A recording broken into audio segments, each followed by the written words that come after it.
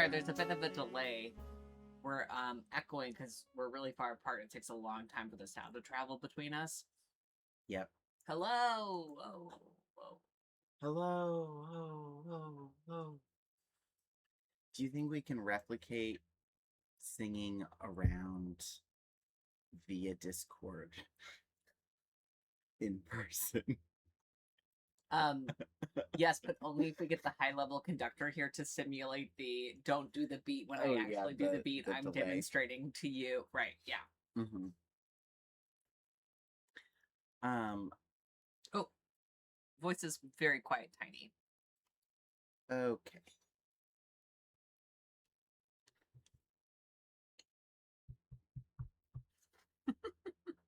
Let me see what I can do about that.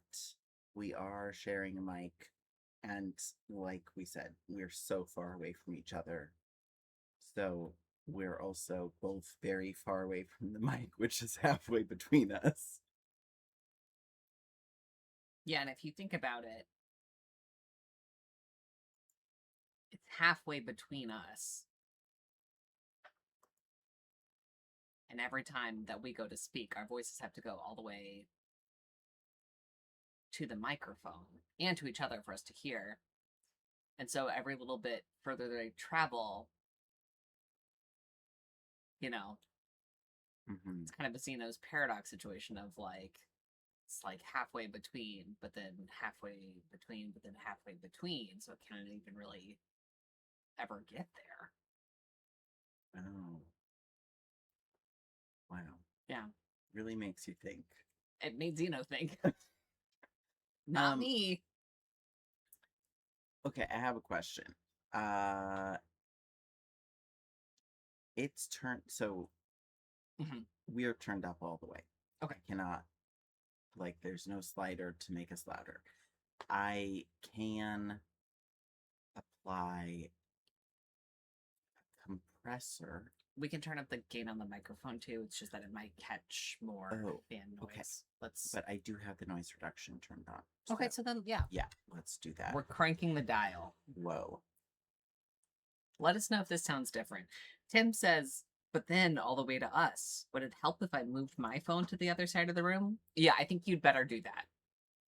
Mm-hmm. Juliet says, yay. That seems like a good sign. Well, our other solution for problem solving this is that we're currently drinking rosé and we could simply drink more rosé and hopefully get rowdy and louder yeah, as we go. A linear relationship between rosé consumed and volume. Yeah. Emma says louder babies, and Juliet says preemptively turn down the game audio a bit. Ooh, Ruby says marginally louder, but also real bad audio quality. Uh-oh. Huh. Well, that's disappointing. Oh, Juliet says the audio quality is capital F. Fine. Like, given the circumstances. Yeah, okay. It is very warm here, and we have a lot of fans. We each have a fan pointed at us, but not at the microphone, hopefully. For the most part. But I do have, like, I could try turning noise reduction off, because it's possible that, it's just, like, degrading. It's taking too much.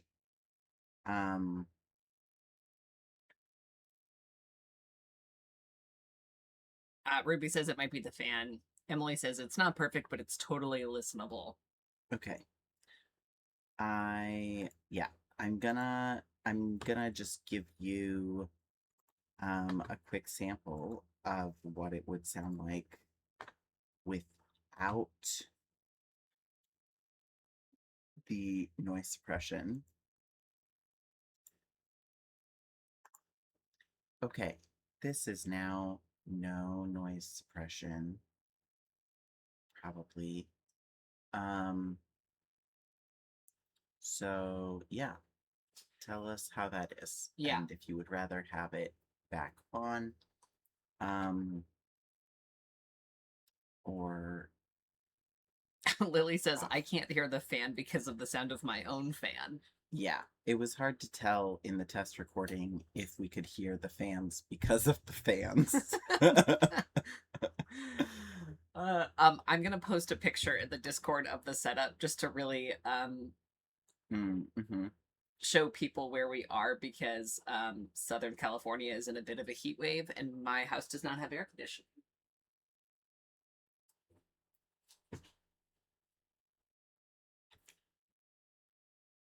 Great. We're also gonna do, just for fun, I'm gonna get a current temperature check inside the house.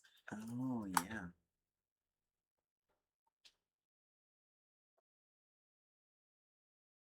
Oh no.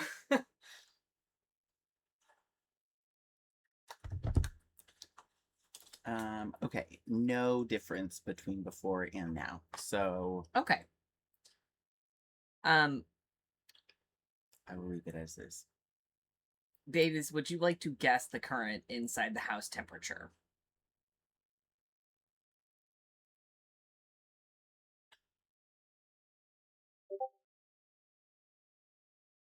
87.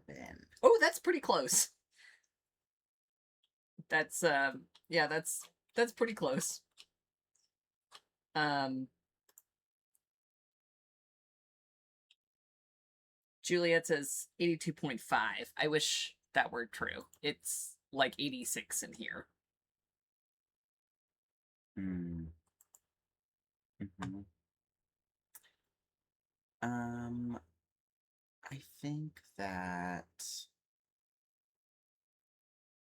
Discord is making notification noises, and I need to fix that.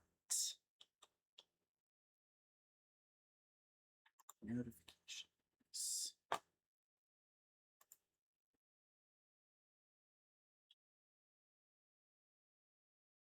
Disable all notification sounds. Thank you.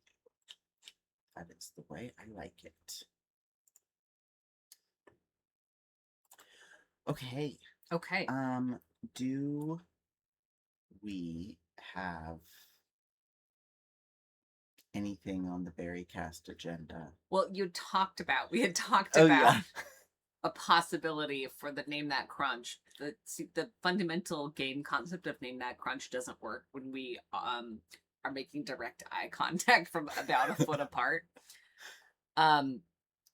So Wes had an alternate idea that is true to the spirit of Name That Crunch. Right. So I'm going to predict what a crunch sounds like based on, you know, what the snack looks like. I will describe it to the best of my ability, and then you can all rate how accurate it was when we hear the actual crunch on a scale of 0 to 10. Wow, zero's a possibility. Crunch Master, which crunch would you like to?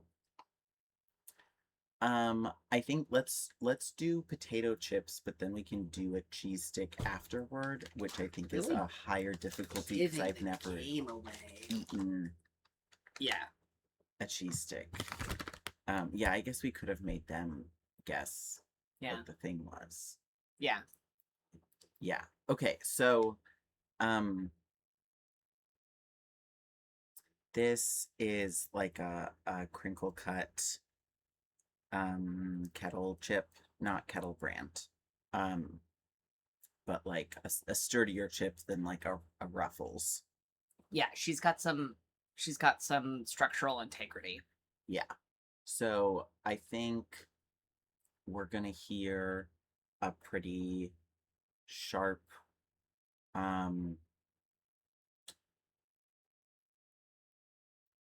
crack, maybe like 3-ish moderate cracks kind of overlapping. Mm-hmm. Yeah. And then like some more I don't know how to describe it. It's like that sort of like layers compressing um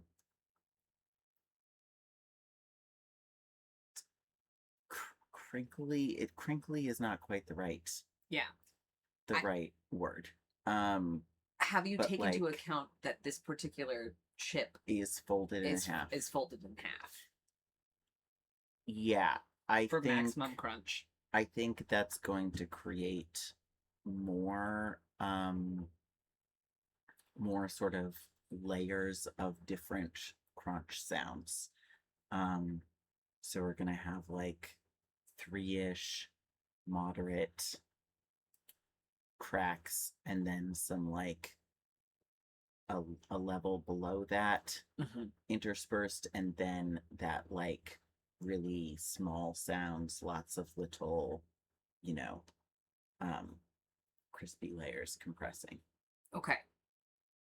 That seems like a pretty solid guess. Nat is here. Hello, Nat. And resubscribed. Wow, thank you.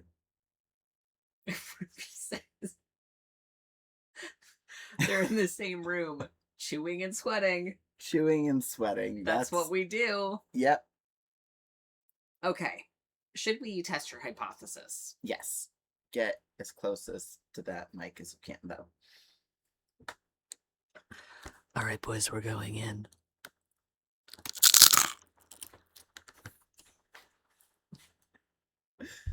Okay.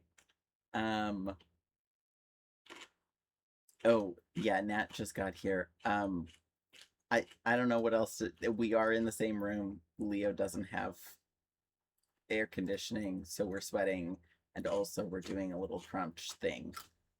I got to admit, there was a bit of a splash zone on that crunch. We did get some particulate spray. Lily said, "Wow, that crunch was so much louder than the voices." Yeah, Leo did get really close I was to the following mic instructions. For that. Juliet replying directly to Ruby's chewing and sweating comment, while, as they emphasized, making direct eye contact a foot away the whole time. Yeah, Emma left for some reason. I don't know why she didn't want 3 feet between our faces. There's no. Don't look at me like that. Do you want to get a tape measure? I don't, because I don't want to be humbled in my own home. But I don't think it's 3 feet. It might be 2.5. It might be 2. And then, much like Zeno's paradox, we're each halfway to right. And therefore no one can ever be all the way right. More than 2. Because it's always halfway to right in increasingly smaller increments. 100% more than 2. This stream has been sponsored by Zeno's Paradox. Thank you. Shout out to Zeno. Shout out to Paradoxes. Oh my god, is Emma coming in with a tape measure?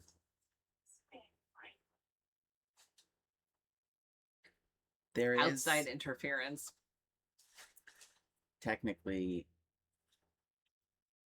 maybe one in my suitcase, but why do you buried? For knitting, it's a little knitting one. Oh, okay. Eyeball to eyeball, we're at 39 inches. Shit. Ha ha! Vindicated. Well, thanks for coming to the stream, everyone. We'll see you next week.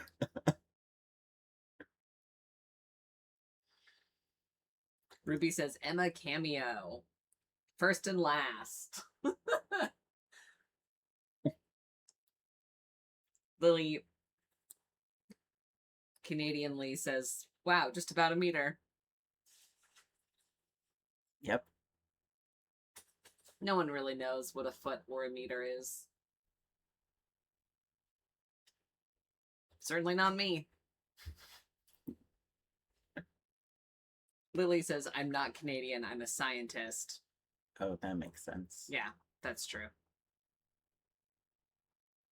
Nat's are only Canadian. And Charlie. Yeah. Wherever they are. Ruby says, do you guys remember when we used to get Biz cameos? Aww. Yeah. Charlie, if you're out there, just know that the food channel is still named after you. Your legacy lives on.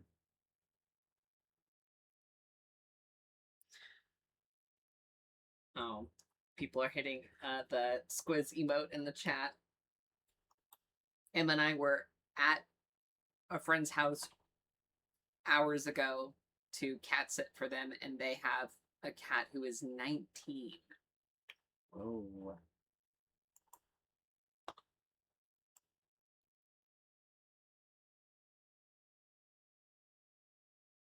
Should we Yeah. play the game?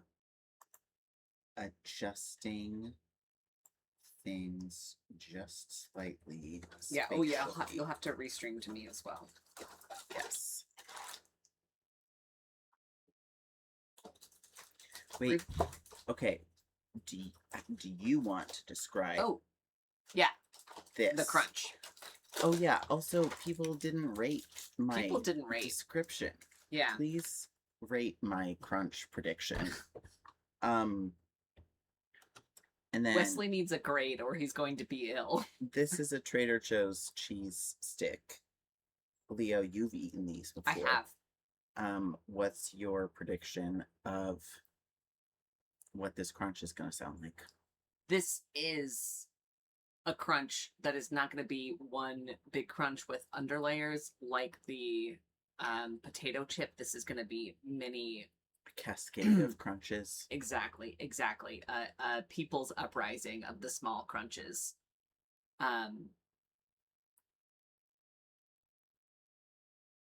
Maybe there will be like one particularly shatteringly crisp bit because of the little baked cheese streaks. Mm-hmm.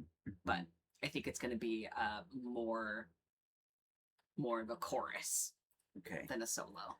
Do you think I can throw the game by the way I bite into this? Oh. If you like gum it.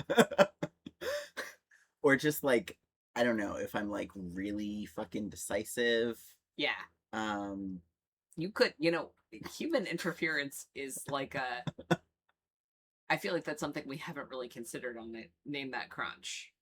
It's a dangerous door to open. Yeah. Emma says, rating, good job, Wes, out of 10.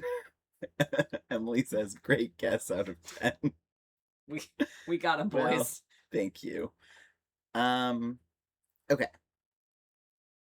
I'm gonna get a little closer to the mic, but not quite as close as you got. And I feel like I don't want to get crumbs all over the laptop keyboard. So you could. It would be very funny because it's Emma's laptop. That's why I don't want to do that. If it was your laptop. Wow. Emma came through for me with the measuring tape. Yeah. So I think you should get crumbs on her laptop. Here we go.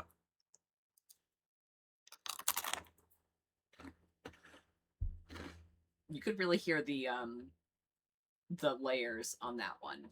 Like that one had sedimentary history in the way that the Earth's crust does. Yeah.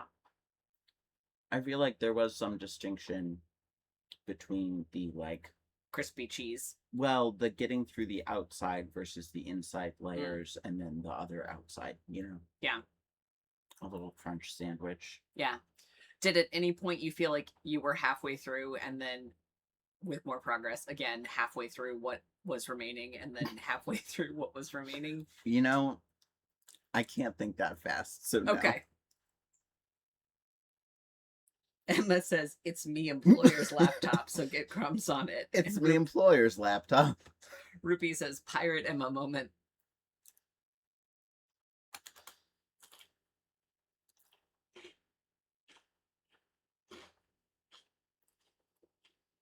Okay, Leo, what's your own rating of how good your prediction is? And then we'll compare it to the viewers, like an annual employee review.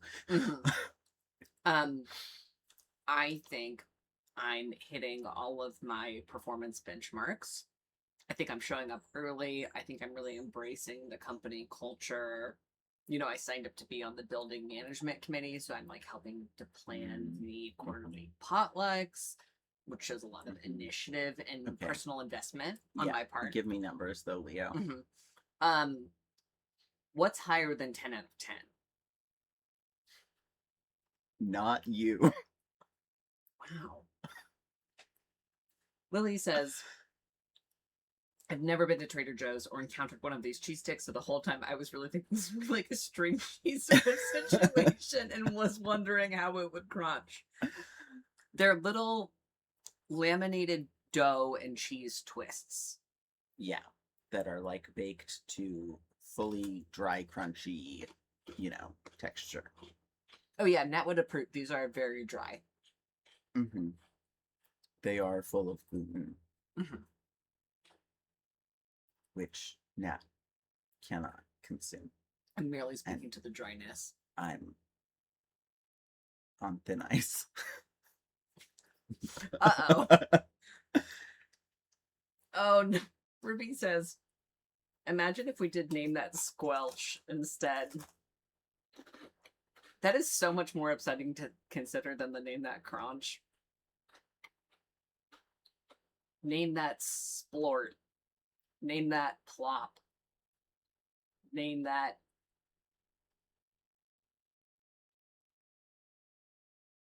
Yeah, I do think Squelch actually is the most upsetting variant there. Yeah. That says, I love gluten, give it to me. Who cares about my intestines? I am mildly disappointed by these. Again, they were so much better when they were Asiago. Yeah. The texture is perfect. I just think the flavor profile of them being Asiago is better than the cheddar. Yeah. Because the Asiago is a little sharper. Yeah. They're like not quite flavorful enough or flavorful in the right way, but they are very mildly spicy. Like, I think there's black pepper in there. Yeah, which hurts my tongue. And I don't notice it at first. It's just like the remaining feeling on my tongue is like low-level pain. And that is a thing that I will tolerate if the flavor is like really incredible. Yeah. But the pepper discomfort is outweighing the flavor pleasure. That is so fascinating. Actually, you know what? Credit where credit is due. In the ingredients, cayenne pepper. There we go. Okay. Because we got chicken from an Armenian chicken place that comes with very good little pickle situation. It's like little pickled root vegetable of some kind. It's not a beet, but it's, I don't know, a tuber of some variety. And peppers. And Wes said the pickles were too spicy. Yeah. I was hoping that if I didn't eat the peppers themselves, the other pickles would be okay. They were not. Yeah. Damn. It's one thing to like know from afar the way that our senses differentiate, but when we visit, it really is underscored of like we encounter the world differently.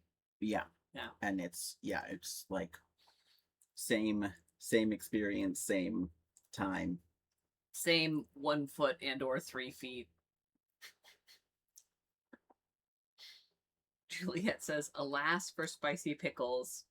And then in parentheses, all pickles? Are you interpreting the vinegar there as spicy, Juliet? What's happening there? What's going on?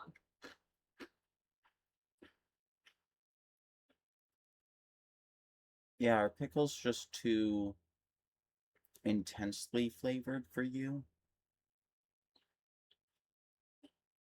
Which is different than spicy.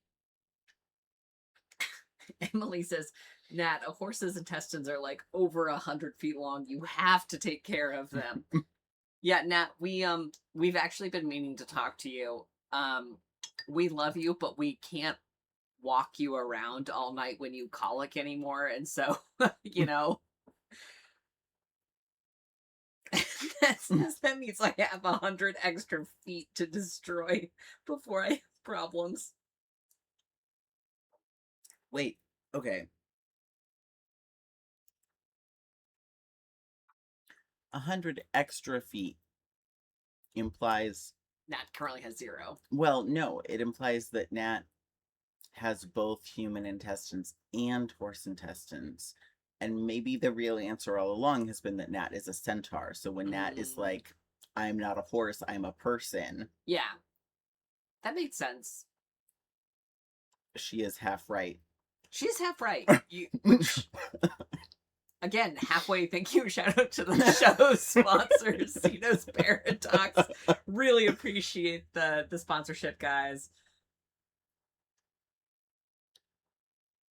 Wow, Juliet says, I love cucumber and I love vinegar, but for some reason I just have never had a pickle I could swallow. I've had you're supposed to chew them first. pickled peaches, and they are so hard to eat. That sounds bad.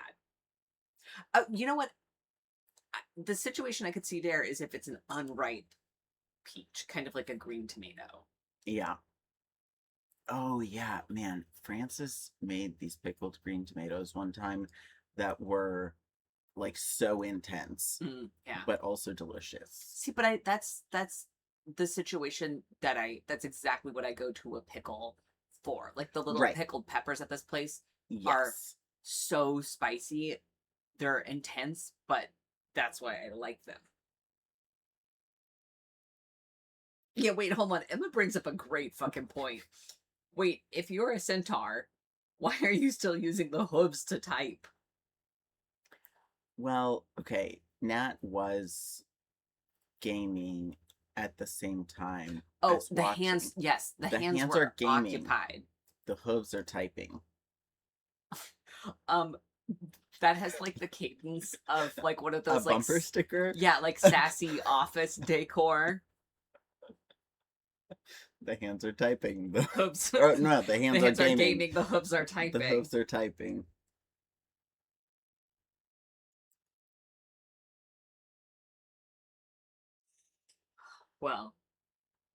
Well. Now I think we should play Roottreenania. Also, okay. none of you guys corrected us for the previous 2 weeks. Yeah, it has been Roottreenania. Today was not new.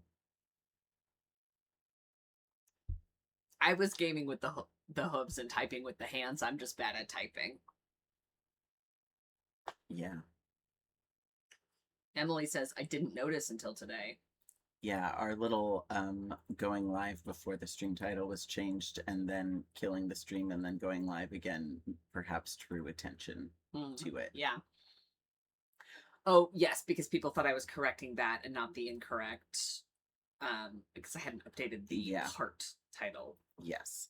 Oh, yeah, Nat says, it's also no longer the Root Detectives. Yes, that is because I am on a different computer with Leo's OBS setup, and mine is the one that we had changed to the Root Detectives. Well, we better dive into the Roottreenania. Because it's 4:45. What the fuck? Yeah. How did that happen? Well, we've been spitballing about a variety of subjects. Okay.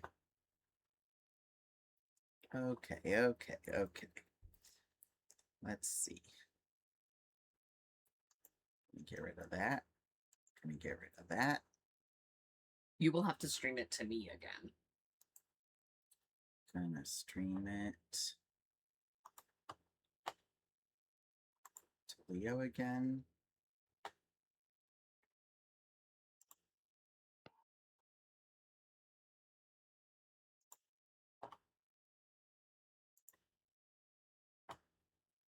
Nice. Okay.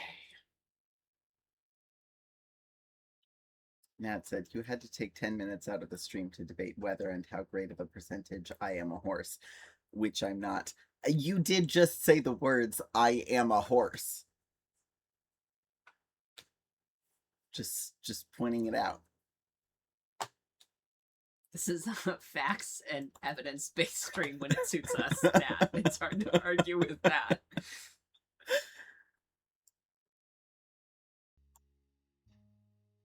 Okay.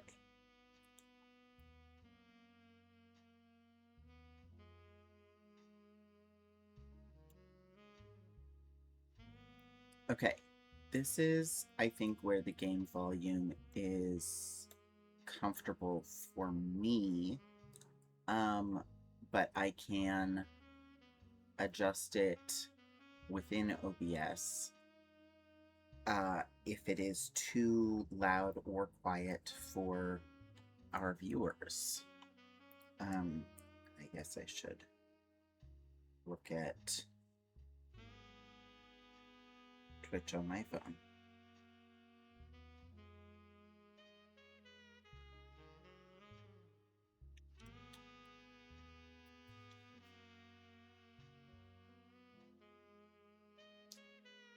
Maybe Nat's confusion is coming from the fact that Nat dutifully subscribes month after month. Happy 42 months. And Nat thinks they're subscribing to the Twitch channel, and they're actually subscribing to the very specific sub-tier of pay us to bully you about something specific. That would be fun to have. Okay. No one has said anything about the audio so far, so I'm going to proceed, but let me know if you need me to make an adjustment. Nat says, I knew I must have selected the wrong tier.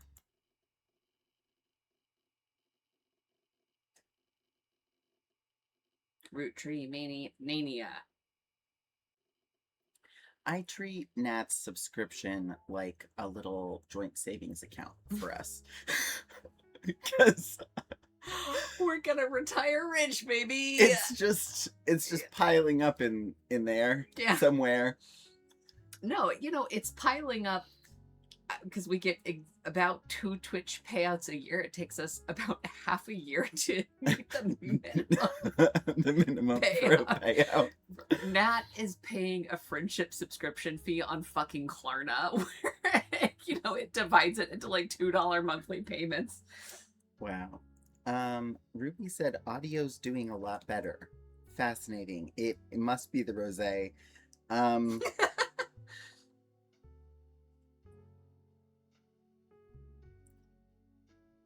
Okay.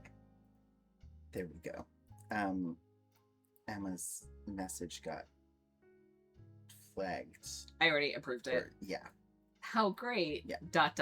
I am a horse. Twitch user Nat. Twitch user Natter. And then E. Y.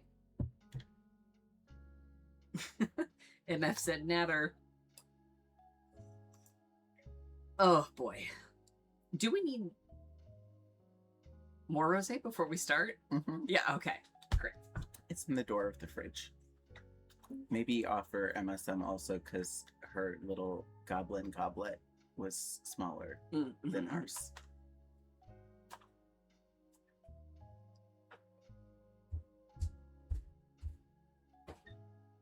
Okay, quick. What should we do while Leo's gone? They can still hear me. But they're busy, so they can't do anything about it. Should we open the confidential folder?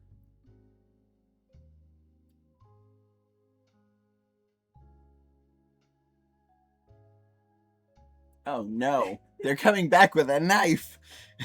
What do you have? A knife! No! I'm not gonna pour this over the computer. Thank you.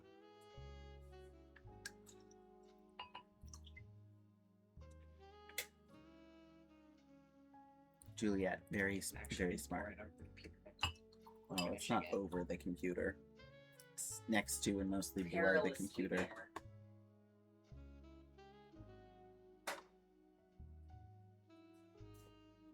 It is pretty impressive how much we've managed to fit on this table. Yeah. I think as intended. Yeah. 2 computers, several beverages, mini crunchies, a microphone balanced on an upside down piece of my pottery. Mouse, keyboard, phone. Juliet says, if I say any fans. more, Leo will read it when back. Very suspicious.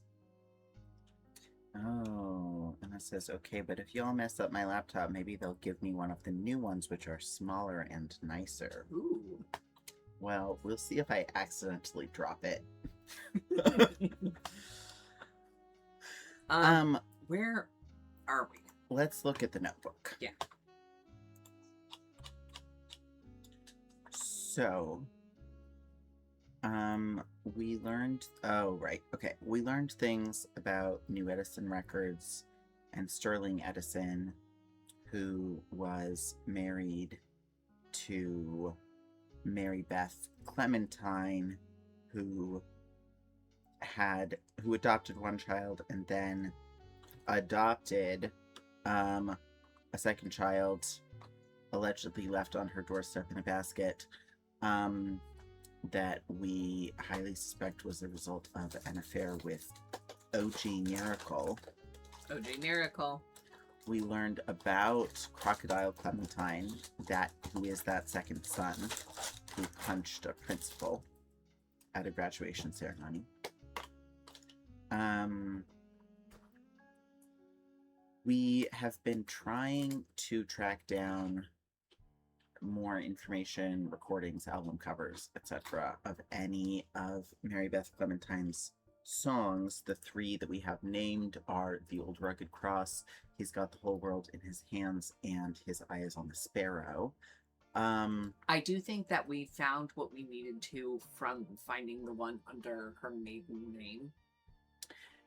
Yes, that is possible. That is possible. I think...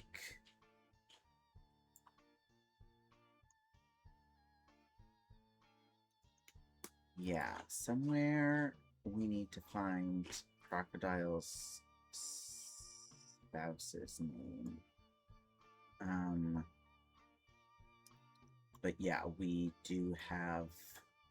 have her original last name, which was the big thing we were missing. And we plugged in this photo for Sterling after these names were all confirmed. Yeah. Because I wasn't thinking about it previously. Okay, so I think our next step is to dig into the company files. Mm-hmm. And see where that takes us. Yeah, because we had kind of hit a dead end with Crocodile Clementine. Yeah.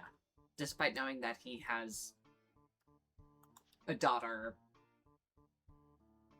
at whose high school graduation he punched a principal, we were not finding more on those parties involved. So yeah, I'm pro. Oh, interestingly, we did not get look at this first of Guy's affairs. She did not get locked in when we did the rest of those notable relatives.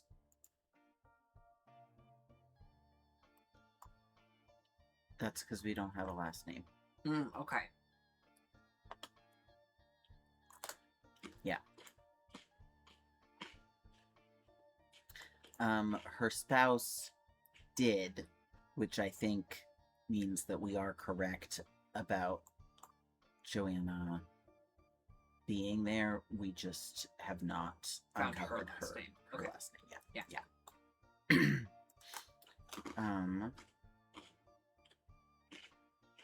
Okay. Yeah, hopefully the company files really take us into the Guy Hudson things, but because they start, I guess 1975 is the earliest, 70s and up to 84. So that's not going to cover anything about that original that first, yeah. But all of the Guy Hudson infidelity era, should be covered in the files. Okay. You were given some partial staff records to cross-reference by Sam Madsen.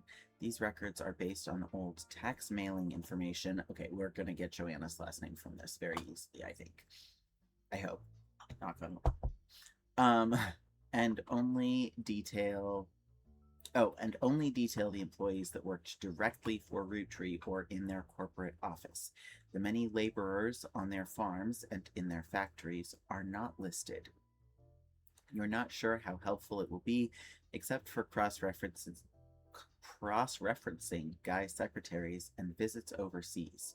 Spider searching people just because they are listed in these books will likely be very time-consuming and a waste of your time. Okay. Okay. We'll see.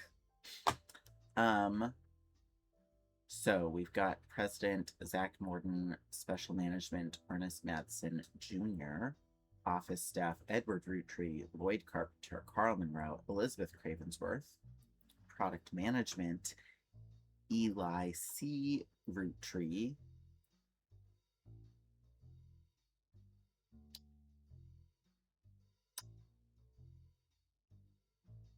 Is that him? Is that EC? Egg cream? No, because that's Edward Clancy. Eli C. is... Oh, right. Yeah. Okay. A later. We originally thought that Eli C. was EC, but no.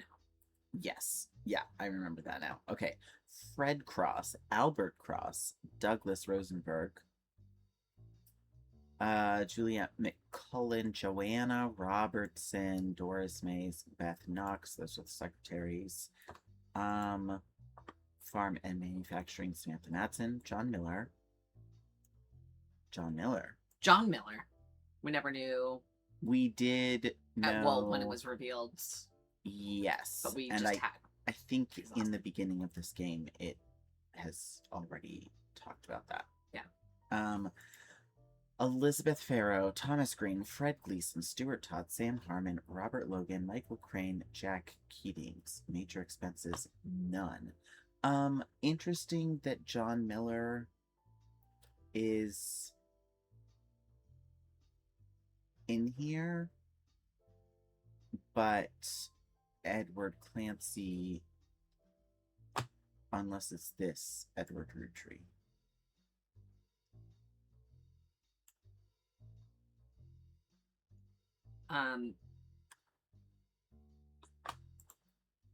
Right, because it's Edward Clancy, so that makes sense. I don't think we know of another Edward Roottree.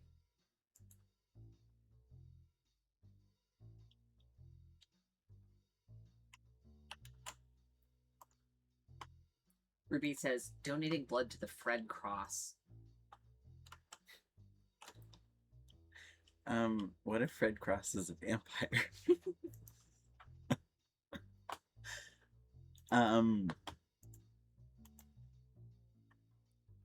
And he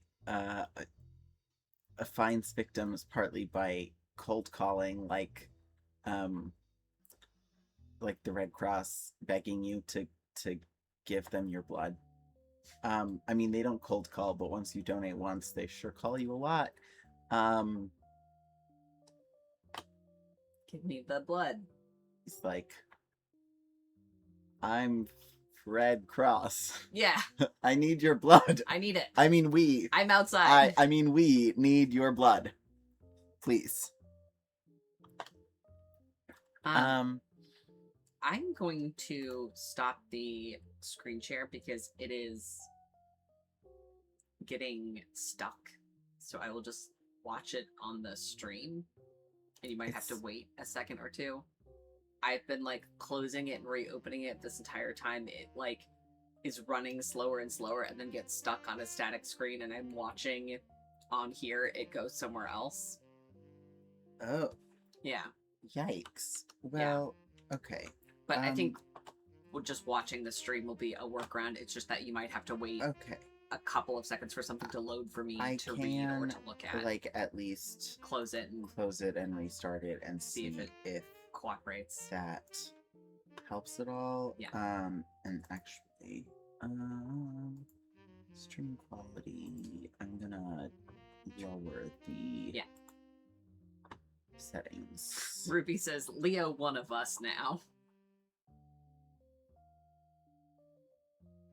A real comeuppance. Okay.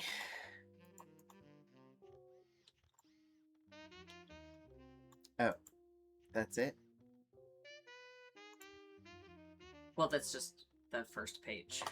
Right. I forgot how to get to the next page. We Those are on the second arrows. glass of Okay. rosé. There we go. Okay.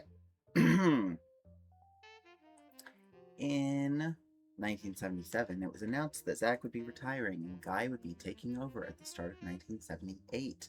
They held a retirement party in November before spending the final month working on the transition. During 1976 and 1977, the following changes took place. 1977, Guy Hudson has replaced Ernest Matson Jr. as special management. 1977, Patrick Decker was hired as office staff. 1976, Ooh. Eli C. Roottree is no longer employed by Roottree, and Ernest Matson Jr. is now listed on the project. Eli C. is the mechanic, right? Or is that Eli M? Are you... Yes, that's Eli M. Okay. Eli C. is this guy. Adman. Right, okay. Son of Clancy Edward. Right, okay. Because he looks just like his daddy. Yeah. And father of Jim Roottree of Jim and Diamond, etc. Yeah, okay.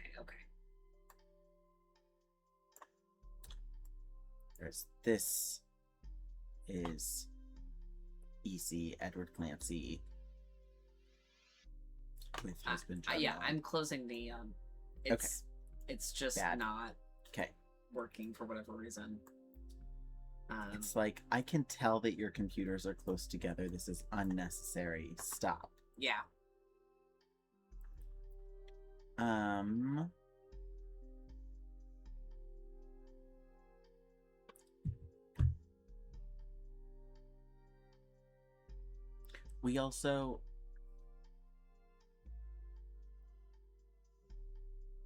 We could, if we put the mic on this side of the laptop, I'll scoot it over. You could sit here. Yeah, And we could do that. Let's see if we'll... see how it goes like this. Okay. Yeah. Okay. So Eli C stops working. Yes. I am gonna put all of this in our dates page. Yep. Here's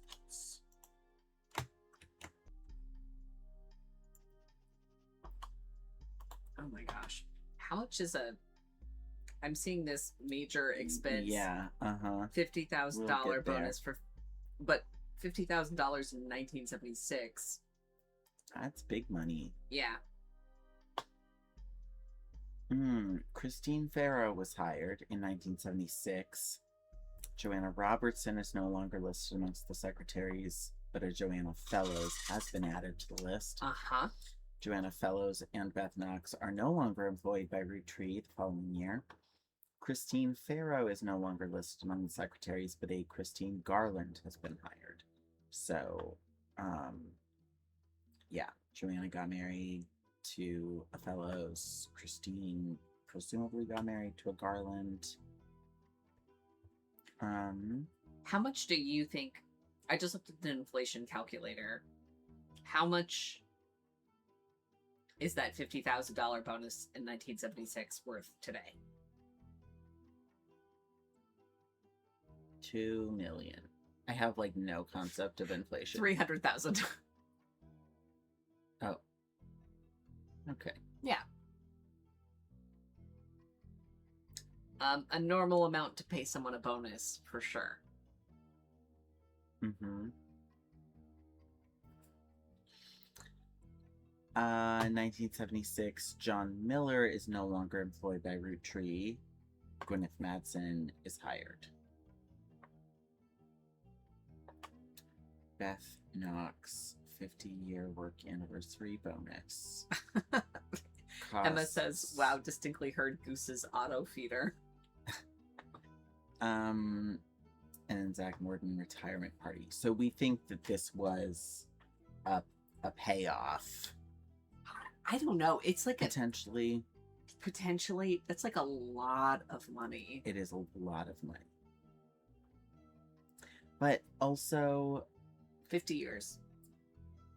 Right, which doesn't, it's not like she's a young woman being paid off at To like cover a scandal. of, Yeah. Right. Right. So yeah, I just think we should have her But- name in the back of our minds Yes. for definitely.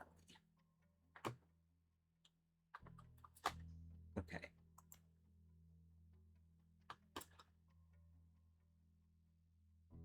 Would you like to do some reading? yes. In 1978, Guy Hudson took over. This began a particularly volatile period in the company's staffing. Many travel expenses were listed, and Guy began trying to develop new 5-piece flavors. The following changes were recorded. 1978, Guy Hudson replaces Zachariah Morden in the office staff. 1979, Edward Roottree, Elizabeth Cravensworth, and Lloyd Carpenter are no longer employed by Roottree. There's an Elizabeth mentioned in something from Roottreenania. From original Roottree, you mean? From the last 2 sessions, it's like someone says, oh, Elizabeth said XYZ. There's like a rumor in association with Elizabeth, Oh. right? Yeah, I vaguely remember Yeah, that. we'll have to go yeah, look at we can that. look into that. In 1979, Raffertoons is now listed as office staff. Product management, 1979, Albert Cross and the Red Cross are no longer employed by Roottree. Secretaries, 1978, Christine Garland is no longer working for Roottree. 1978, Beatrice Watts and Corinne Schwartz were hired. Hold on just a second. Ruby says, gang, I'm feeling very tired and brainless. If I'm knitting something in the round and I have 136 stitches and need to increase by 20 to 156, distributed evenly, how many stitches do I knit before each increase? I think that... Okay, great. Lily... Wait, is Lily just responding to something we said, or is that the actual answer for Ruby? No, I think Lily is saying 6 to 7 because it doesn't break evenly. Yeah.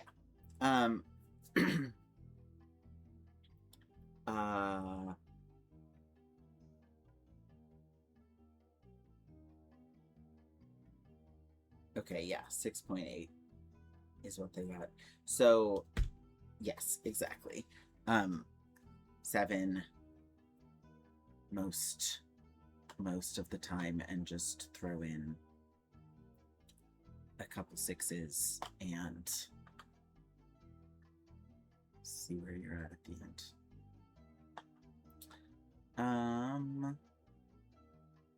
Okay. We're under secretaries. Juliet McCullen and Doris Mays are no longer employed by Roottree. Lisa Lewis and Valerie Ewing were hired. Okay. Do you think it is useful to continue reading all of this out loud? Or do we want to just like skim for names we know and, cross-reference things as needed? Yeah, I'm fine with that. We can skim for names we know. Oh, because there's also Elizabeth Farrow. We Yes. should, before we go to the next year, I want to look through our notes and see if we can find the Elizabeth thing to know what we should be on the lookout for. Because it's like, oh, Elizabeth, not the same as Look, this other Elizabeth. one of Sam's farm supervisors was named Elizabeth. Elizabeth had a daughter whom Sam never met, but who worked as one of Guy's secretaries. Oh, right, this one. According to Elizabeth, a caterer from a local restaurant called Antonelli's met her daughter at one of Guy's parties, and they eloped quickly due to a pregnancy. Elizabeth wasn't aware that the party was for swingers. Rumor has it that her daughter showed up with Guy and didn't seem comfortable switching partners. Okay, so we have Elizabeth Cravenfield and Elizabeth Farrow. Yes, and this is Elizabeth Farrow is under farm and manufacturing. Yeah. So seems like her daughter is very possibly one of Guy's affair partners. Yeah. Elizabeth Cravensworth might be totally unrelated though. Might. We'll see. Yeah, I thought there was another line that was like, because there was Artie and Elizabeth in something, and they were like, "Oh, not the same Elizabeth as blah blah blah." But unfortunately, I don't remember.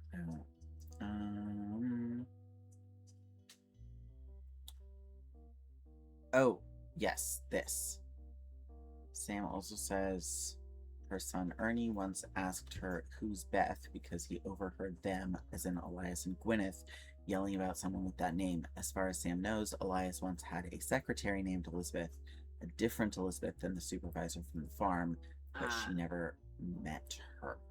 Okay. Um, So should we make a note like Elizabeth Cravensworth, possibly secretary, yeah. Elizabeth Farrow, farm worker.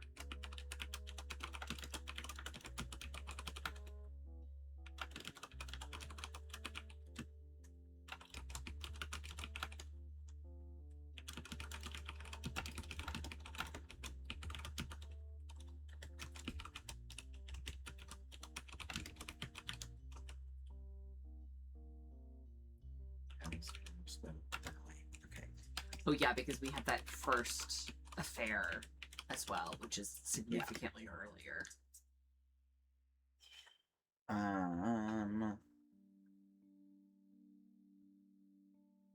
Was the mother of girl who had affair with Guy and eloped with waiter from Antonelli's.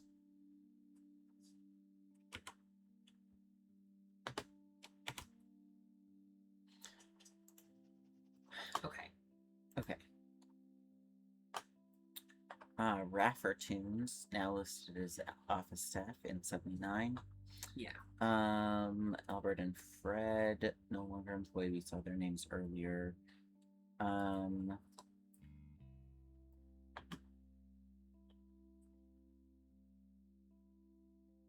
then Elizabeth Farrow, no longer employed as of 78. Sam Cattrall was hired.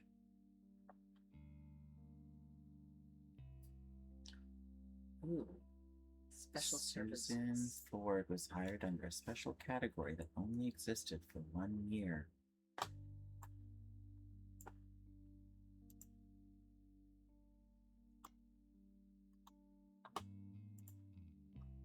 Okay, residential office refurbishment, 52,000. 5 pieces flavored development caviar, 10,000 a month. Edward Roottree retirement party, only 7,500, as opposed to the 20,000 retirement party. Well, Edward Roottree wasn't president. Yes. Okay. Still, like, same cost as the Christmas tree bash and New Year's Eve ball. Yeah. Each of which were less than half the cost of that previous retirement party. Travel expenses: Australia, China, France, and Brazil, 190,000.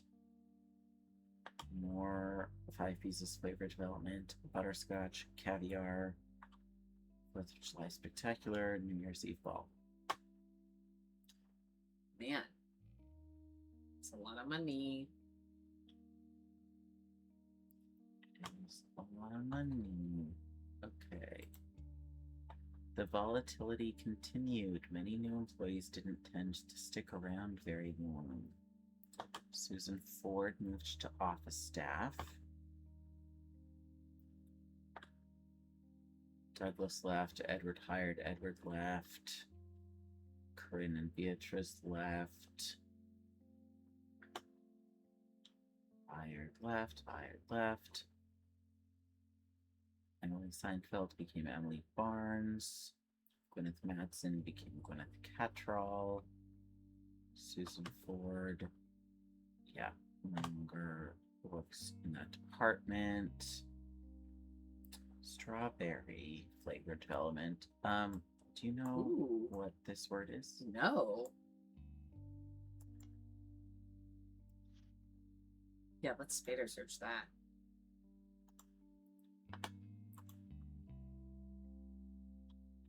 More parties. More flavor development, more parties. Grandorf Dove donation. Yeah. 250,000. Oh my God. Yeah. Emma says, I'm starting to think this guy Hudson wasn't a very good president. He died in May of 1982. The first few months of that year continued along the same pattern as they had been. Things quickly changed when Ernie took over. Most of the extraneous expenses ended. All of the secretaries, most handpicked by Guy Hudson, were let go. Sam Matson left Roottree in 1984, so this is the last set of books you have access to. Carl joins the special management. Susan Ford no longer employed. Change. Interesting. Douglas Rosenberg rehired.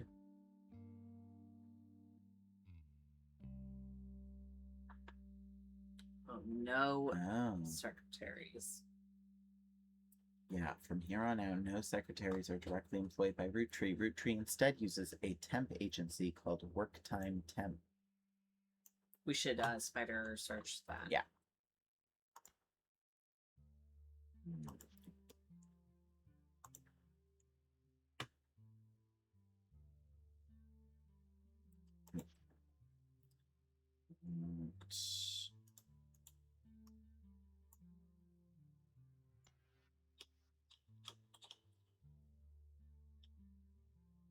Yeah.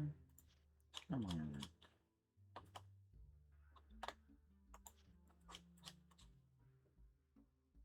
Right.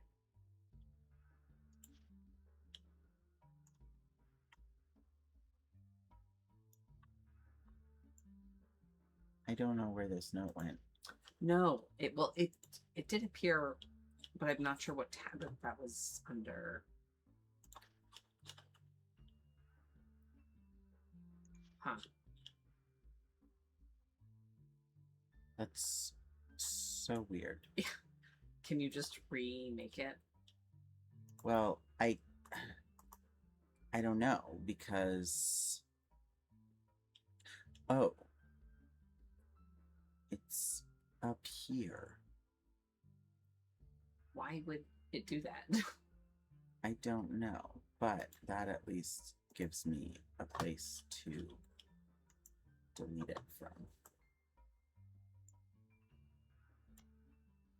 There we go. Okay.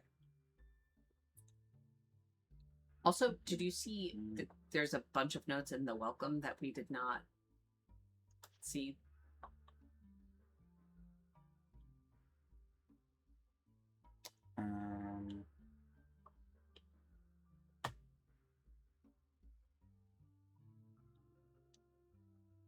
Yes, I have seen them now. I think we know all of these things. Yeah.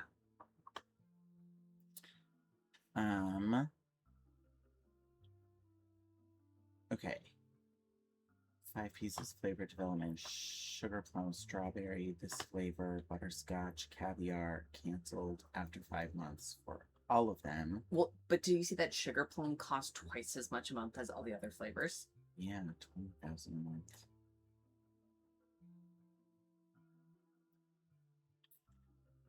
Fred Gleason 50-year work anniversary bonus 50,000. That's at least It's consistent. consistent.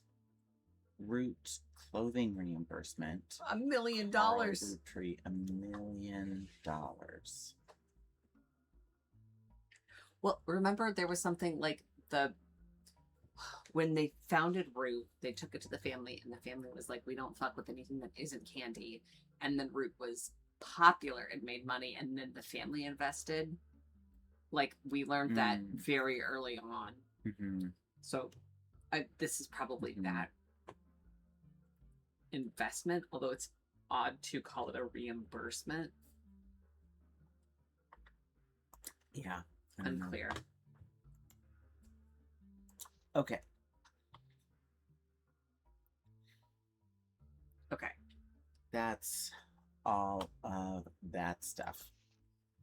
I just want to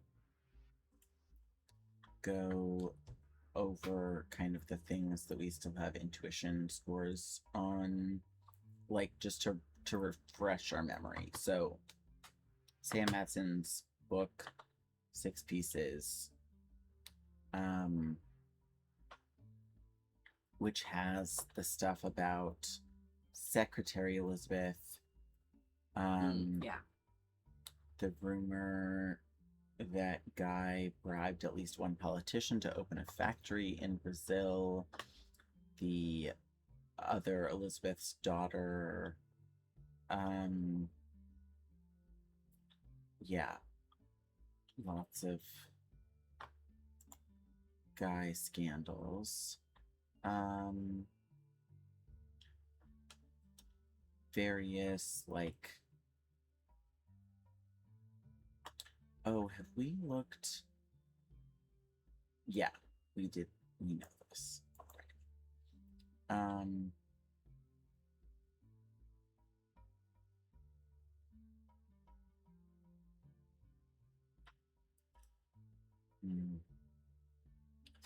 Emily says, "I'm back from a phone call. Did I miss any good revelations?" And Ruby says, "Absolutely not. Welcome back." Yeah. Not really. Okay. Yeah, this is mostly just a summary of things from the first game, but apparently there are places those things can lead us still. Okay, one thing from all those company records. Oh, no, one thing from that. Yeah, it is this by page. specific Okay. page, yeah. Which I think is Joanna Robertson's last name. Yeah.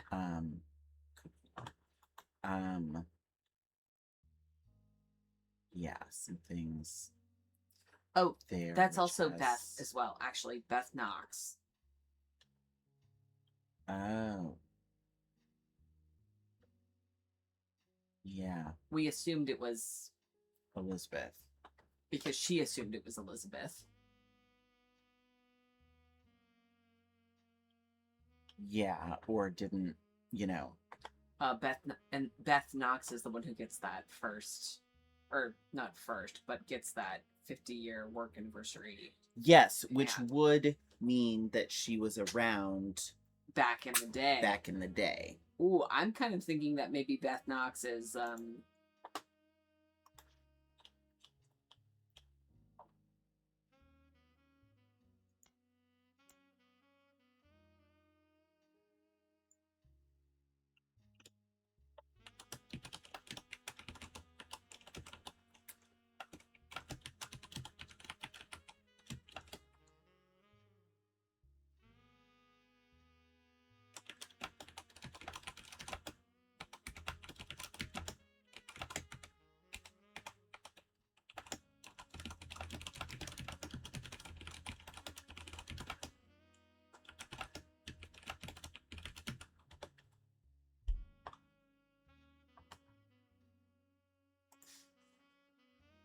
Okay.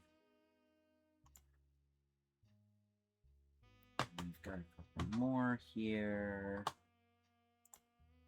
3 more there.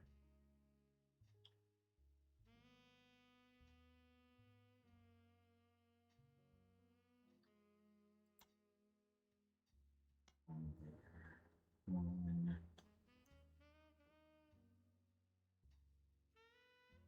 There.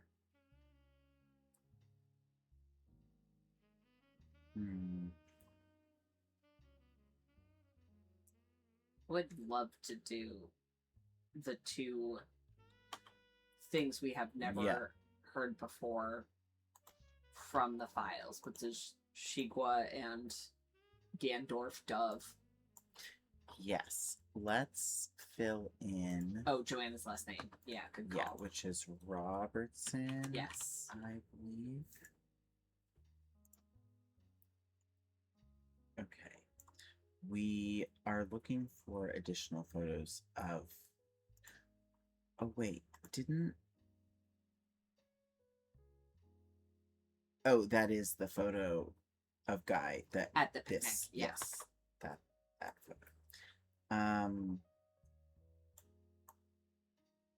Man, 5 of them. Okay, and then this is We're thinking. maybe Beth Knox.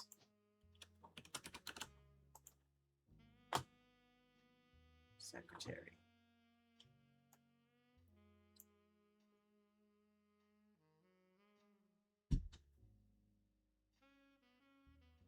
Okay.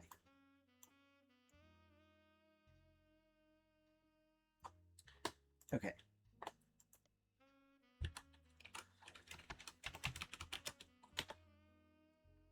The Chinese word for watermelon. Okay. Why would they use the Chinese word, and why did it cost so much more than... No, that was not the one that cost more. Sugar plum. Sugar plum was the one that cost more, you're right.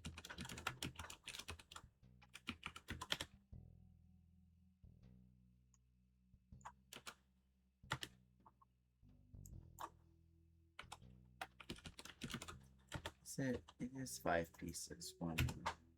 It's 5 pieces, 1 word. Yeah. Okay. This is the same as it used to be. And we did look at this book. Yeah, that's where we Okay. found the old egg cream flavor. Yes. I remember. And we did look up, we also looked up volume 1. We looked for volume 3, and it was not. Yeah. Man, okay. Where were Guy's business expenses too? It was Brazil and France and China. China and there was one other country. I thought it was... It was a list of 4. Oh, I thought it was 3. I'm pretty sure.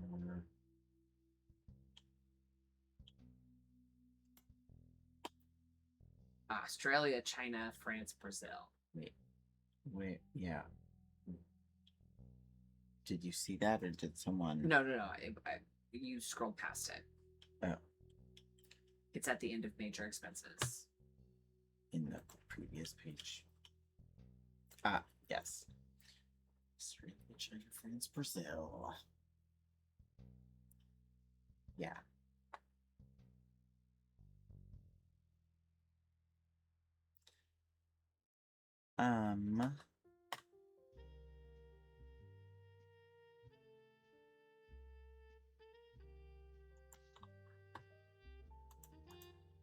I know it said, like, don't search all the names.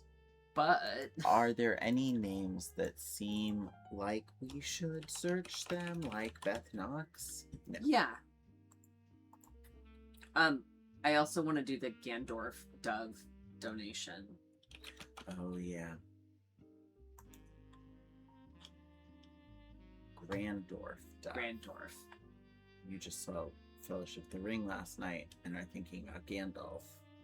No, I was thinking of Ganondorf. Oh, well, that makes sense.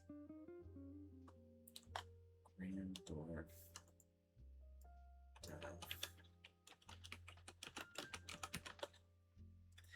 The Grandorf School for the Deaf. Oh. Remember the special interpreter for a year? Yeah. Formerly Grandorf Dove is located about an hour from where the Roottree offices used to be in Butler County, but it serves much of that part of Pennsylvania and nearby Ohio.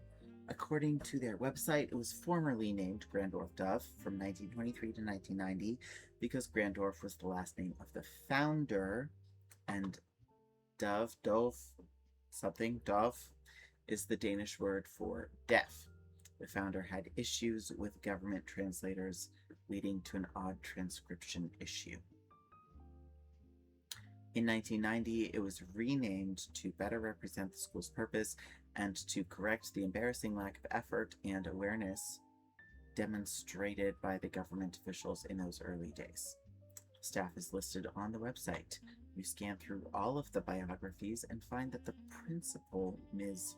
Ford, is fluent in 5 languages, including ASL. She's been working at the school for over 15 years. Ms. Ford's bio also mentions she's not deaf herself, but rather learned sign language to communicate with the deaf. It mentions that she was responsible for securing funding for the Hudson Wing. Oh, I'm sure she secured funding for the Hudson Wing, if you know what I mean. Interesting. Okay.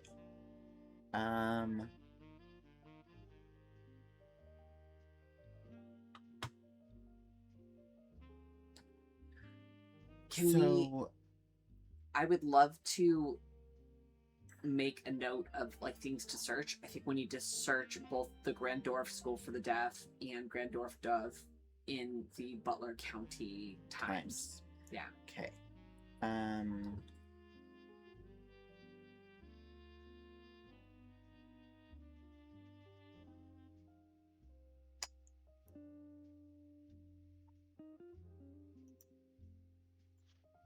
Juliet says Ohio mentioned.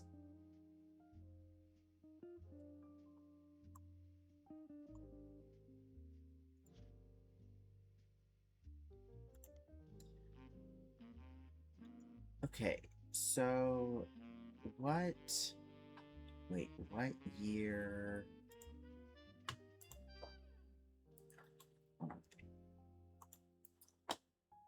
This year.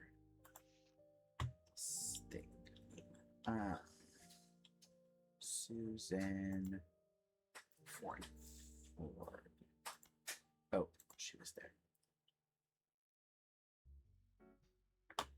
1979 to 1980 is when she became office staff, and then I think it was the following year, yes, 82, so up to 2 years later, she was no longer employed. And the donation was in 81. Right? Oh, right. Yes, I forgot that we had a date for that donation. So year-wise, we're probably looking at last or second to last affair. Yeah. But I don't know that we have any way of knowing which. Yeah, because he died in 82. Well, yes. And his first affair was in 75. So, you know, assuming that they were at all evenly spaced out. Yeah. Between 6 and 7. We're looking somewhere there. Well, and she said that she's worked at the school for 15 years. And that's currently, which is presumably 1999. for over 15 years. Yeah. Yeah. Which, like, that all hangs together. Yeah.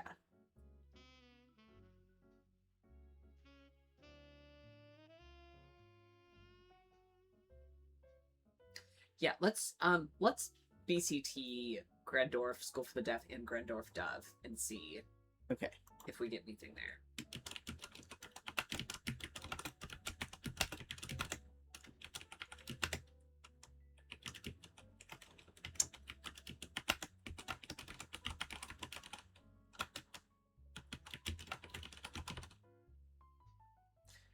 Partner, I almost want to say victim. Yeah. I mean, listen, she secured funding for the Yes, Hudson but Wing. was it like, you know, like he was pressuring her to take a payoff or to keep quiet or whatever, and she then leveraged that to make the best of yeah, it's him really exploiting her, you know. I think it's unclear at this point just because we have not very much of like the firsthand accounts of like, is it like he's just a, you know, a sloppy guy with many affairs and he likes to give people money, or is it like hush money? Yes, and like, you know, taking Yeah. advantage of vulnerable young women in coercive ways. Sorry, I'm crinkling.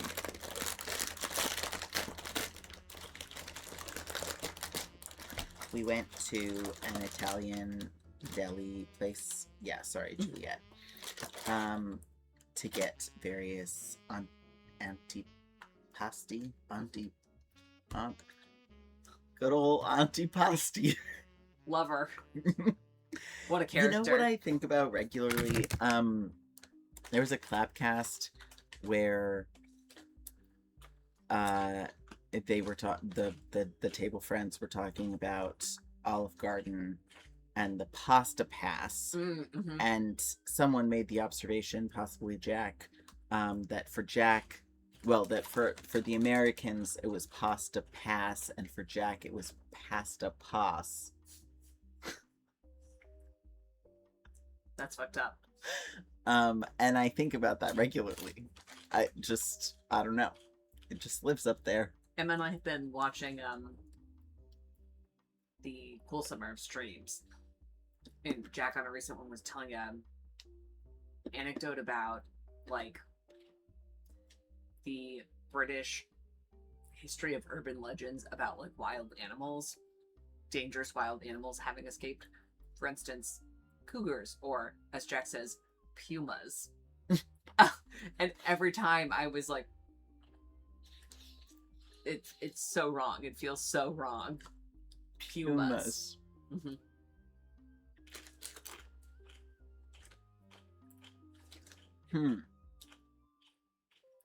Pumas. I just think the pew sound is very strongly associated with one thing, and it's not mountain lions. It's not mountain lions. Juliet says, Puma with that liquid U comes up on Taskmaster more often than I'd expect, and it's always wild. Every time you think that the British accent can't jump scare you anymore, Puma is there, stalking you through the forest. I feel like I have watched so much British television, and I am still surprised sometimes by words I didn't realize they pronounced that way. I have started watching some Taskmaster recently. Oh, it's so good. Yeah. I really like... Taskmaster is a great example of the nebulous, but also extremely firm line of, like, what reality television is bearable to me. Like, I love Taskmaster. Even though it is competition-based and people are embarrassing themselves in a way that, like, even the Great British Bake Off is, like, kind of uncomfortable for me to watch. And, like, I just don't experience that with Taskmaster. I don't know why. They're so... I think some of it is the transparency. Mhm. They are so upfront about the embarrassment, right? Like about the absurd asks they are doing, whereas on Great British Baking Show, they give these parameters that sound like a little challenging, but like they are not saying like we are setting all of these people up for failure. Right. Like Taskmaster, Great British Bake Off is about baking, within these parameters, but still Mhm. baking well, like Yes. executing your craft. Mm-hmm. And it's the same with Taskmaster, but the craft there Is is failing being a jester. comedically. Right, is being Yeah. funny. Yeah. Yeah. Yeah. Emily says, MF said Biddish. I assume that was me on the Great British Bake Off. I assume so also, but my enunciation gets so much worse when I'm drinking. Like I, swap letters and fumble things a lot more. So who knows? You merely adapted it. I was born into it. Wes, Juliet says, also, did you know that the UK folk pronounce lasso differently as lasso? I did know that one. Yeah, Emily says, yeah, it was you, bro. I know. Okay. Well, I hope you all enjoyed that reprise of Berrycast. Can I have one of those chips? Let's. I would love to BCT this. Yeah.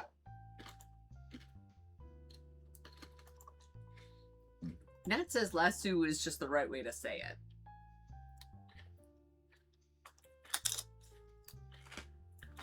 I wouldn't mind lasso. Mm. Like you're lassoing. Like you send the lasso sailing. I really But it wish you makes an guys O. could see the hand gestures that are accompanying this. The lasso, Uh-huh. it makes an O. So true, bestie. That's the sound. Really makes you think. That Really should makes you think. carry on. Mm-hmm. These chips are spicy.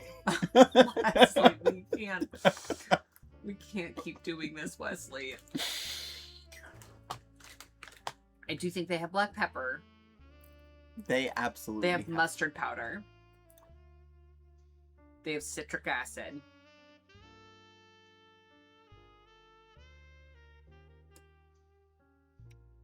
They have mustard powder and they have citric acid. There's a bunch of things, but there's not like a... Oh, Emma says there are some mouth sounds happening. Sorry. Oh, Emma says if there's going to be this much eating, can we get the noise suppression back on? My bad. Sorry, everyone. Yeah, you're used to having the protection of Discord. I am. Wow. Okay. Well.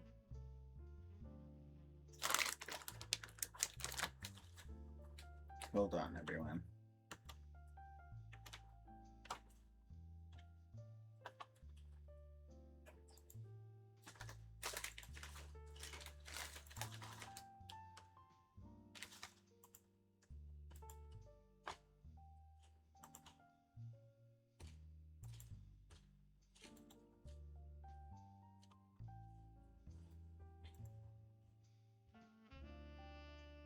Okay, let me know if that actually made a difference. I'm gonna continue crunching this chip so that you have data.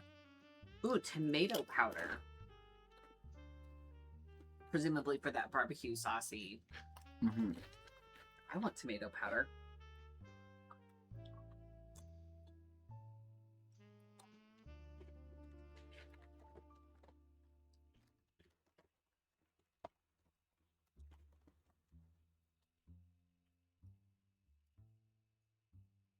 Ruby says, really powders my tomato.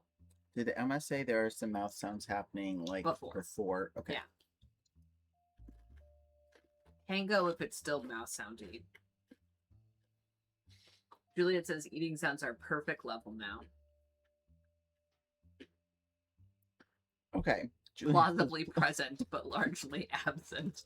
Okay.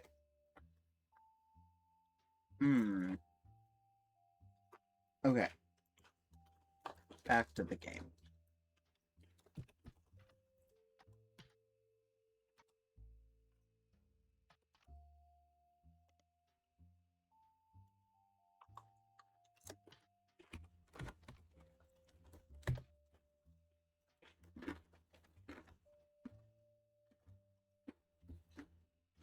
Grandorf Dove was a school for the deaf near Butler and was regularly listed in articles with other local schools. The Butler County Times archives includes what seems an endless list of snow cancellations, extracurricular activities, and weekend events that began over 70 years ago and stretched until the last mention in 1990, which is when it was renamed.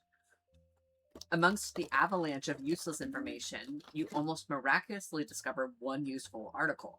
Grandorf was at the center of a crime article from 1982. It seems that someone defaced the school and vehicles outside the brand new Hudson wing of the school. There were multiple broken windows, and one of the teacher's cars was painted with profanities and accusations of infidelity. Surprise, surprise. Oh, more. A few weeks later, a follow-up article provides more details. There was one arrest, Thomas Hughes, who was coincidentally a former student at the school. Apparently, the destruction came weeks after he married the school's newest teacher, Mrs. Hughes. She was not a teacher when he went. He graduated a few years earlier. According to the reporter's investigation into the police reports, trial, and restraining orders, Mr. Hughes was convinced that he was not the father of Mrs. Hughes' current pregnancy. He was released on bail, and the school has agreed not to press criminal charges after an agreement was made to pay for the damages and for the couple to begin the divorce proceedings. It seems Thomas Hughes, Mrs. Hughes, and the Hudson Ring have all avoided further appearances in the Butler County Times. So that seems like maybe Mrs. Hughes is the very last.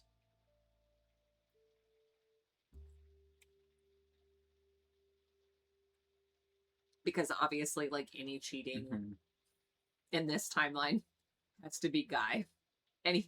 Anyone in association with Butler County. Yeah.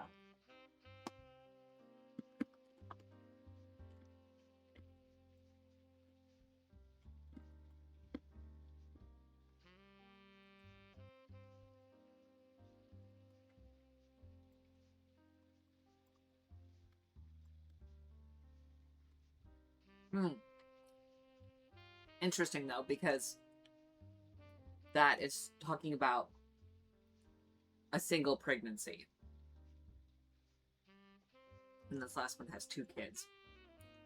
It could be twins, but it didn't sound like they were talking about like the second child in an established marriage, because they had not been married very long. Both of these couples did split up, so that doesn't rule either of them out.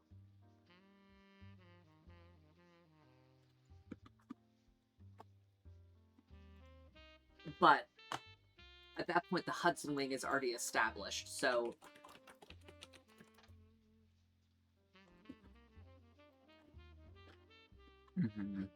I do think that rules out Mrs. Ford from being the last one. Assuming that our ne'er-do-well here is Guy. Which kind of makes it sound like this... Yeah.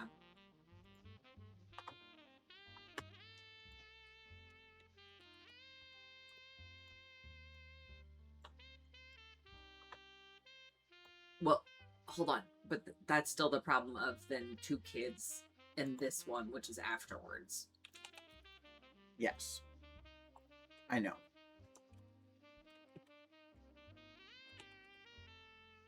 I'm still gonna put it in.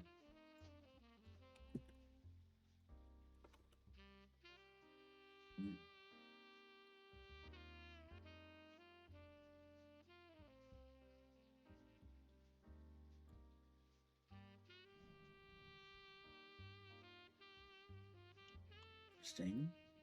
No teacher as an option.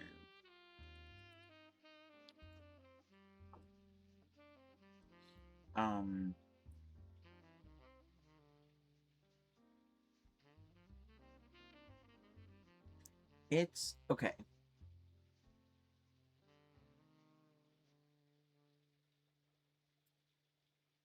Is it possible that Susan Ford is Mrs. Hughes and then when they got divorced went back to Mrs. Ford. Went back to Ford. Ford? Possible. Was in the school website, was she Miss Ford or Mrs. Ford? I don't think it specified. Okay. But Ms. Ford. Okay.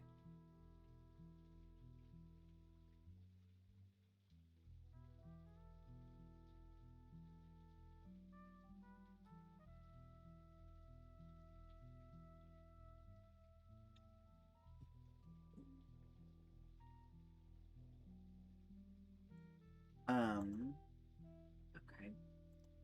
That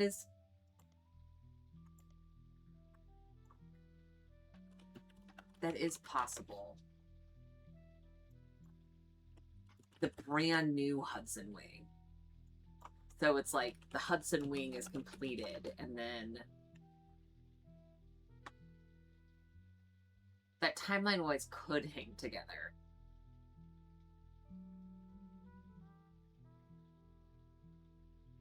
Yeah, but it does, I don't know. It is maybe stretching it a little.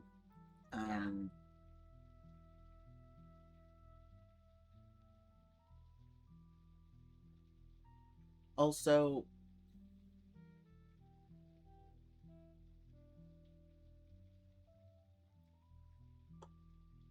oh, no. Current pregnancy does imply that there's more than one kid, actually. So I take that back. This does seem like it could be that last one. Yeah. I think as an argument against it being Susan Ford. Yeah. It does say that he married the school's newest teacher. She was not a teacher when he graduated a few years earlier. And it would be pretty out there for a brand new teacher to secure funding for a wing of the school. Yeah.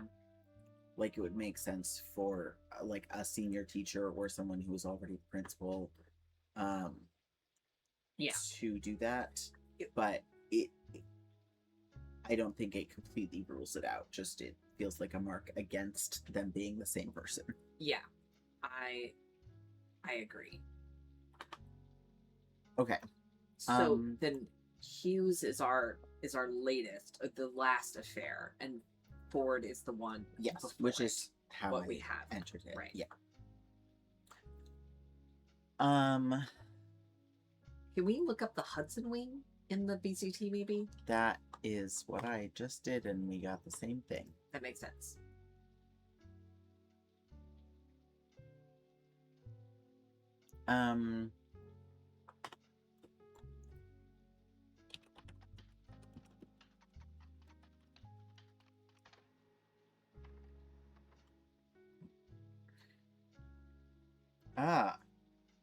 After scrolling through a few pages, you managed to find something incredibly useful in an article that isn't even focused on the school itself.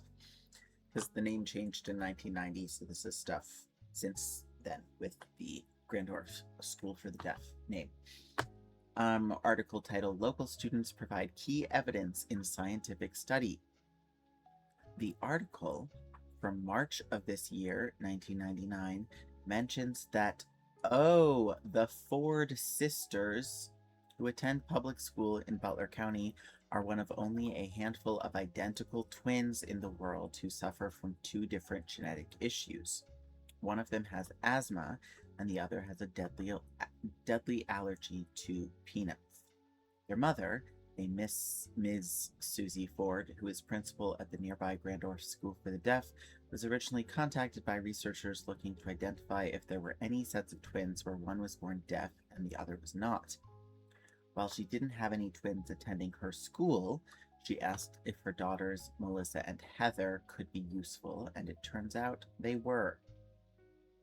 She says, "It couldn't be more different. My youngest, we all call her that even though it's only by about 15 minutes, is shy but essentially hasn't stopped running from the moment she learned to scamper.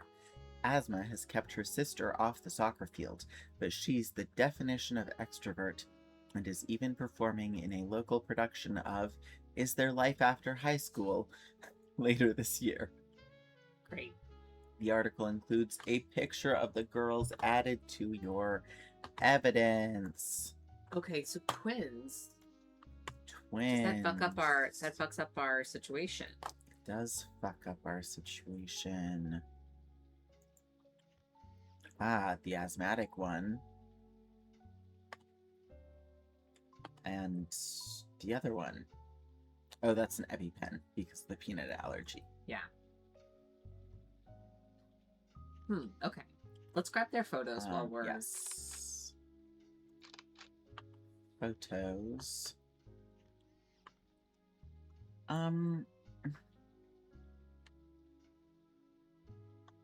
This is bad clothing. Yeah, the design, line of the rendering. cardigan.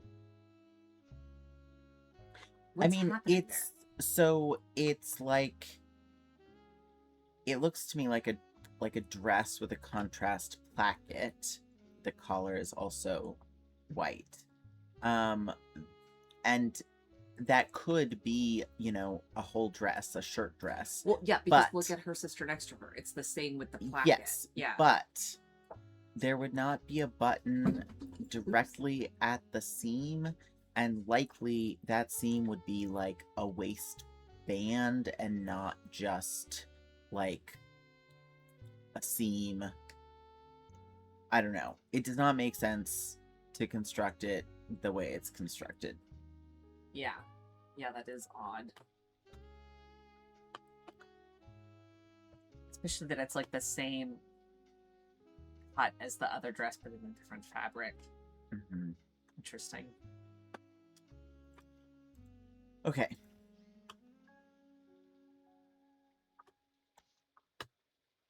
So, we know from this that the younger one is the EpiPen soccer player. Yeah, and the older is the asthmatic extrovert.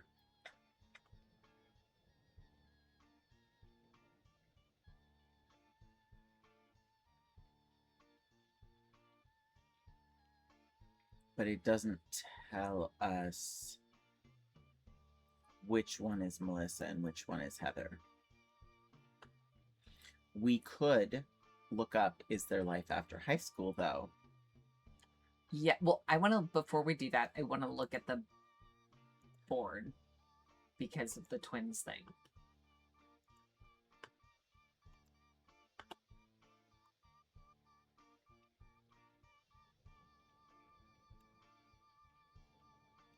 This person's last name would be Hughes anyway, because it would be her maiden name. Right. But, I mean, yeah. Unless it's back here and then there were 3 others in quick succession. Yeah. Well, those twins are in high school. It's 1999 now. So that would have had to be like between you're in high school, like 14 to 18 ish. Yes. Wait. Oh yeah, okay. It is. And the article is from March of 99.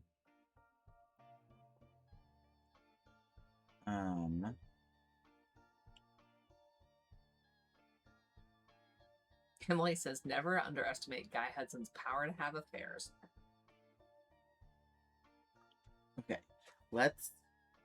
I wanna look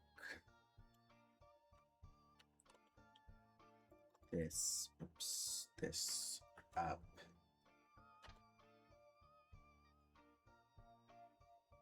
Heather Ford.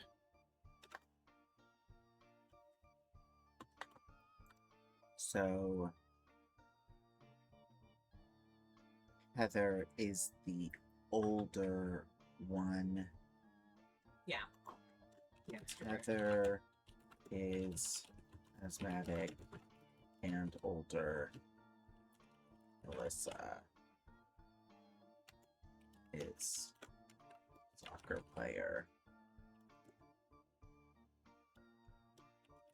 And obviously, Heather's also an extroverted actor, and Melissa is also a allergic to peanuts person. But so I think then they have to be this earlier one because of the twins and the school already being named the Hudson, like being the Hudson wing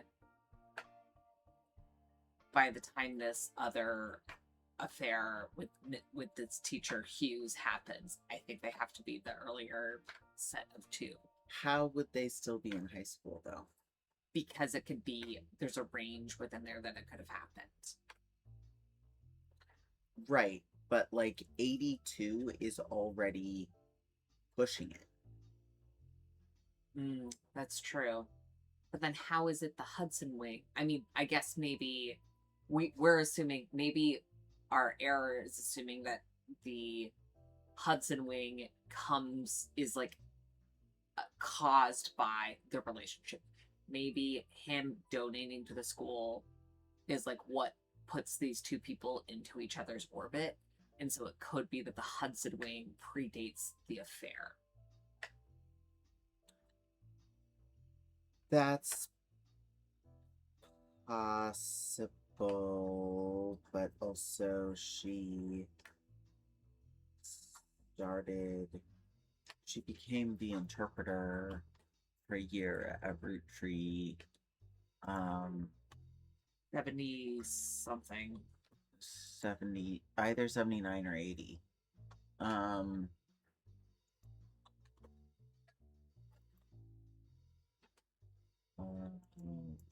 There it is. Okay. Real. Oops.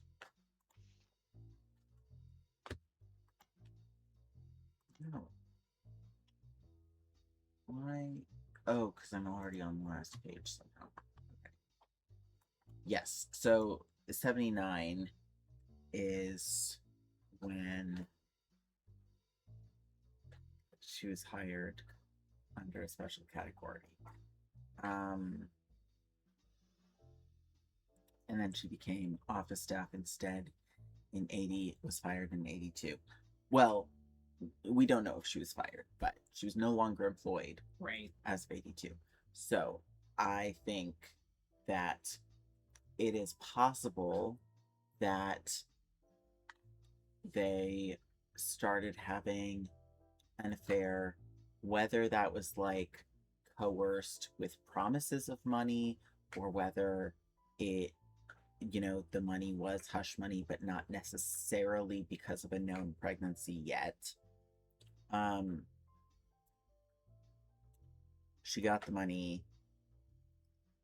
They constructed the wing quickly.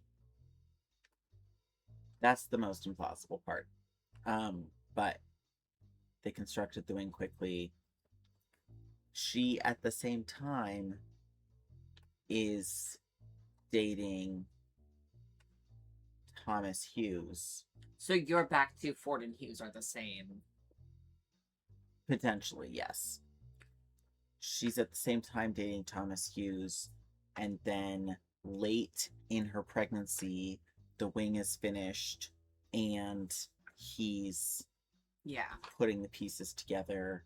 I think that's the only solution that works for it, because we know that the Hudson wing is completed by the time of the Hughes affair.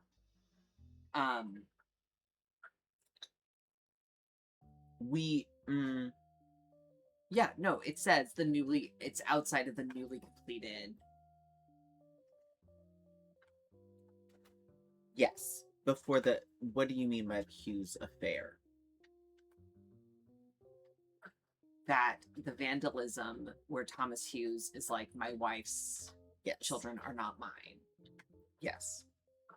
Yes, that incident Yeah.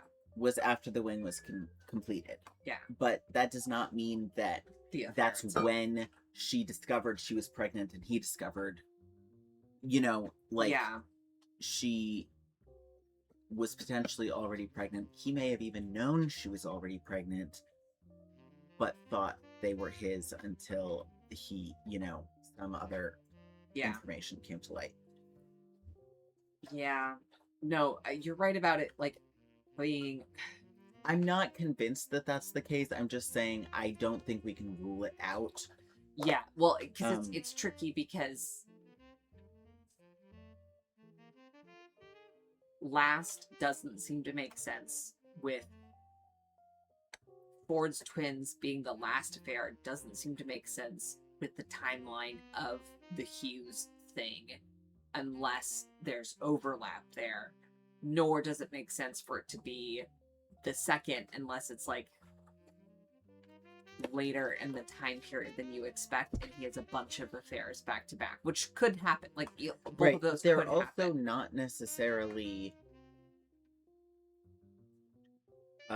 sequential. Like, he's not limited to having one affair at a time. That's true. But the affairs as listed are sequential. Yes. Yeah.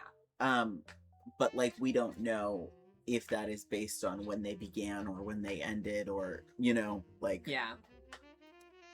I would assume it's based on when pregnancies happened, because that's the real key thing here. It's the, like, yeah, because it yeah. even said at the beginning of this game that affairs that didn't result in offspring are not counted relevant. here. Right. So who knows how many affairs he had that didn't result in. Yeah, because it's like birth order is the primary disorder. Everyone says hello to Goose. Goose is uninterested in your hellos. Goose is interested in Emma having walked briefly by the food zone, the Goose food zone. Okay, so here's what I think. I think that we should put the children in here, because I think in terms of their age and still being in high school, it does not make sense for them to be this set of twins. Whether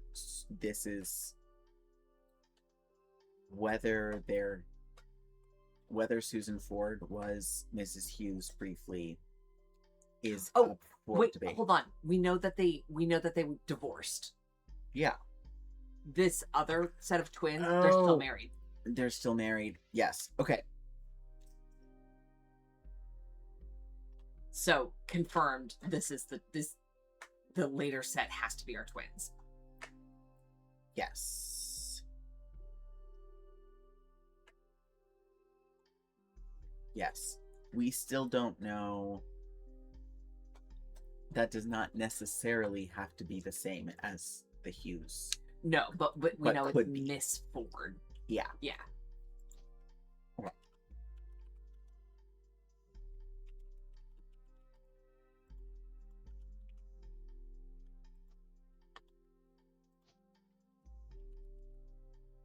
And And then her occupation is principal, not teacher.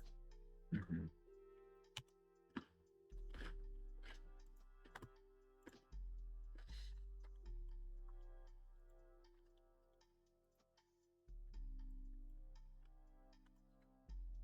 I'm gonna leave Thomas Hughes here for now. Yeah, I agree. Um, And we can put the kids in. mhm.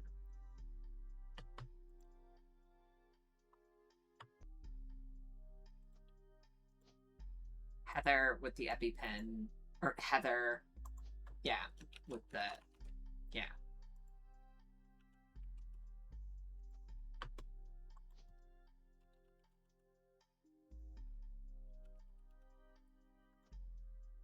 Oh, and then we should call that for tonight. Yeah.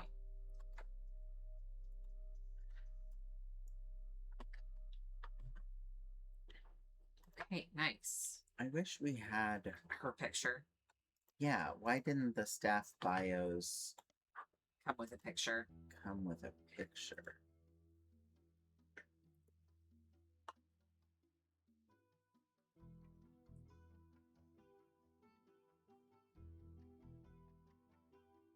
Hmm.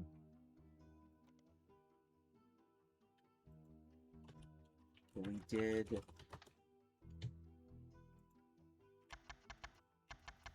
Oh, also. Yeah. Because it referred to her as a Ms. Susie Ford here. Yeah. I just wanted to kind of complete our different iterations of. Did you want to try the kids' names too? I feel like it would have led to it since they were like, here's this. But Just that. yeah. Okay. Well, that's good though. We did make some real progress. We got something. We got something. Is there anything that you want to note for us to start with next time?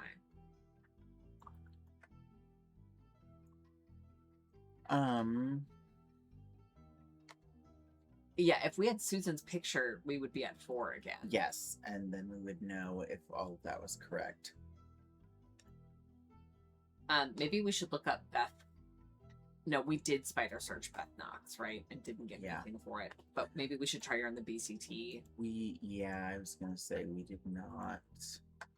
I think.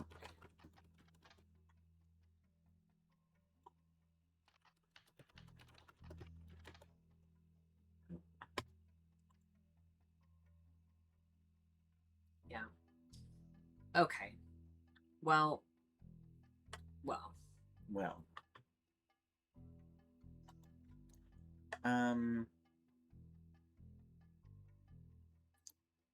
I think. Gossip. So and so is asthmatic. Some juicy goss.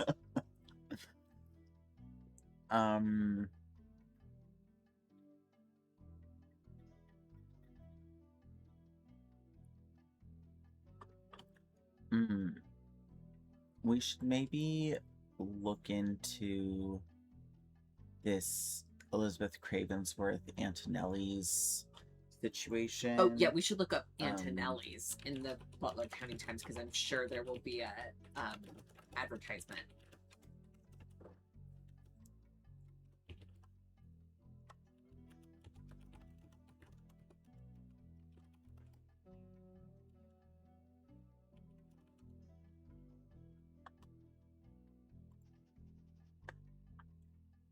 Oh, I put that in the wrong place.